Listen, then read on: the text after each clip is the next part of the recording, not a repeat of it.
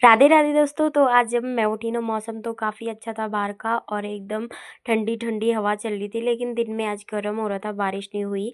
तो यहाँ पे मैं लहसुन छील रही थी, क्योंकि जो कि मेरे बहन ने मुझे ये काम सौंपा था।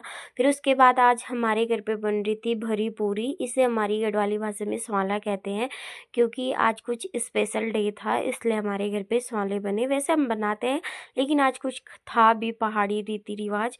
तो फिर हम आ गए थे अपने खेत में, और ये देखो पहाड़, ये मतलब दादा के टाइम का घर है, बहुत ही पुराना घर है ये। तो दादा रहा करते थे, दादा दादी। अब तो खैर कौन ही इन घर में रहेंगे।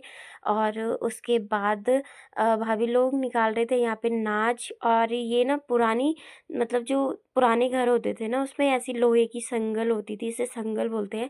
तो अब जैसे कुंडी वगैरह होती थी, लॉक वगैरह होते हैं, ऐसा नहीं होता था उनका। लोग ये संगल ही हुआ करते थे, और कुछ इस तरह के घर हुआ करते थे।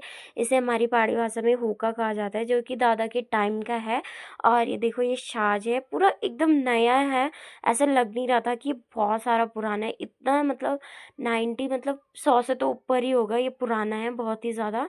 लेकिन लग नहीं रहा था कि ये पुराना है। ये देखो, काफ़ी टाइम के बाद देखने को मिला। फिर यहाँ पे आज हमारा लंच यहीं पे होना था, खेत में बनाया, और फिर गरम गरम हमने खाया।